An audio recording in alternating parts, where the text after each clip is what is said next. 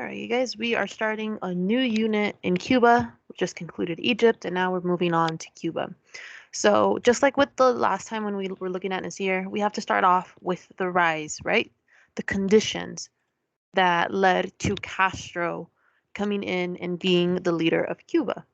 And so, in order to understand what led to Castro and the Cuban Revolution, we have to understand the social divide and the background of Cuba. So, during the early 19th century, the economy was dependent on slave production uh, and slave-produced goods that were traded with the U.S. So slavery, a big, actually, one of the first ports that slave traders would stop to is Cuba. And so that's why you had an abundance of enslaved individuals in Cuba.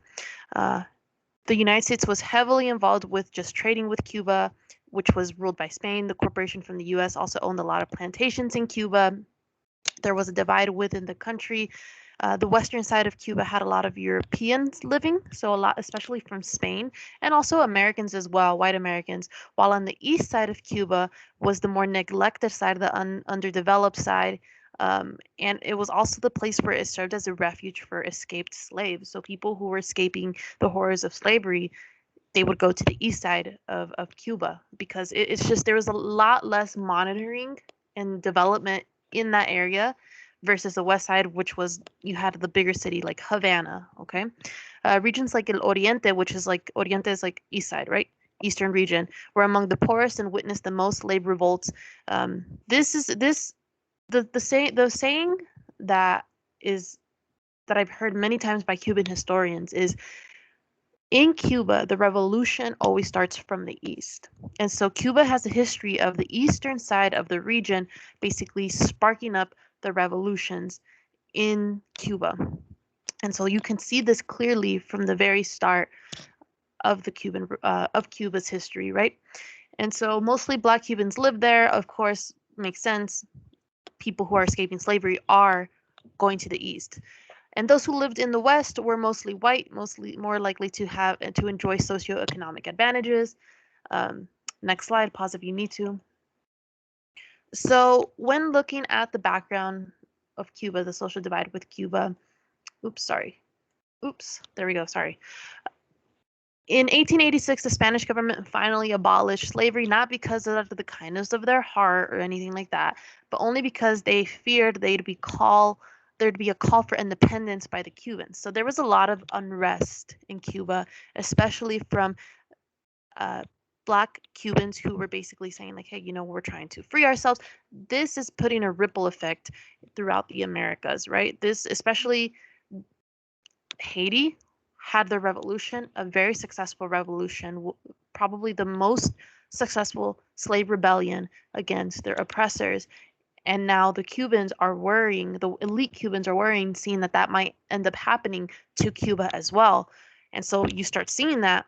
So before Spain can lose control of Cuba, just like how France lost control of Haiti after the slave rebellion happened, Spain was like, okay, we're just going to free everybody, but still have control over Cuba. And that's basically what happened. So despite ending slavery, you don't see like this happiness in Cuba of like, oh my God, everybody's free and everybody's equal. Nope. Former slaves are still living in poverty. They were ignored politically. They had lesser rights. It makes sense, right? They were you don't end racism just because you ended slavery. You just ended a system. That's it. But the slavery still continues. Next slide. So from 1868 to 98, just because Spain abolished slavery in Cuba, that does not mean that the Spanish were satisfied after that, right? There were 3 more wars that basically tried to force out the Spanish. The third one is the most important one because it's the one that stuck.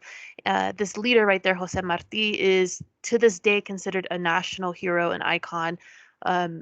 And he basically was this inspiration you'll see later for Castro and all of them.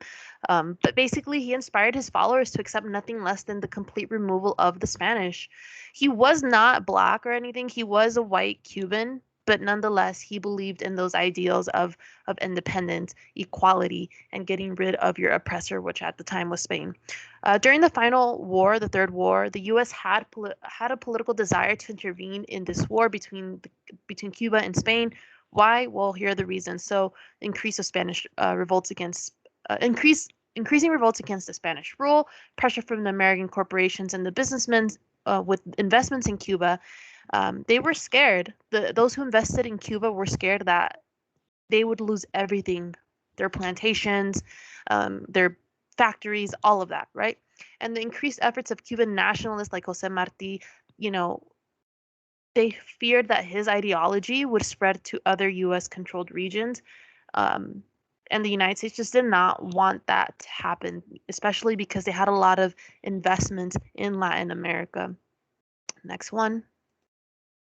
So when we're looking at Cuba's independence, eventually the United States does end up becoming involved, right? So again, the U.S.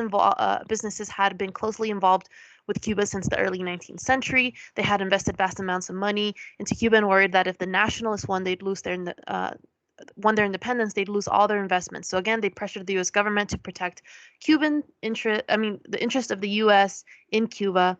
Um, but it wasn't enough just to do that.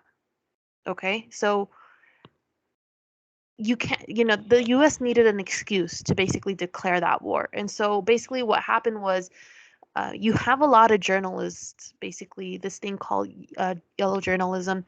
And so activism from both the US and the Cubans basically used anti-Spanish propaganda to sway public opinion in supporting the United States intervention and entering the war against the Spanish to quote unquote liberate the Cubans, right? Mysteriously, on February 1898, a U.S. American warship, the USS Maine, mysteriously blows up during a casual visit to Cuba, and the U.S. was so ready to blame that on Spain, even though all the investigations showed that that was not what happened. There was a faulty mechanic within the boat, and the boat exploded itself. But basically, war was already declared. The American people wanted it. The journalists wanted it, and so that's what happens. U.S. public support for the U.S. to enter the war grew, and in April 1898, the U.S. declared war on Spain. By August, the Spanish basically were defeated, and the United States occupied Cuba. The thing is, the United States had promised Cuba that they were not going to occupy them and that they would be independent and free. But the United States lied. Nobody should be surprised right there, right? In 1902, the U.S. gave Cuba its independence, quote unquote, but the 1901 Platt Amendment gave the U.S. the right to intervene militarily whenever it wanted. Elections were rigged in favor of pro-U.S. politicians. Politicians who did not support the U.S. economic policies found themselves unable to gain any support, and only pro-U.S. governments survived and were very corrupt. Right? So U.S. corporations dominated the gap between the wealthy few and the poor population got bigger and poorer, and it's just a big, massive divide, right? The rich keep getting richer, the poor keep getting poorer, and there's more and more people going into poverty, and this is fostering anti-Americanism like sentiments. They start to hate the Americans. This should sound very familiar to what we saw in Egypt, but with the British, right? Everything repeats. But that's it. We're done. Have a good day. Bye.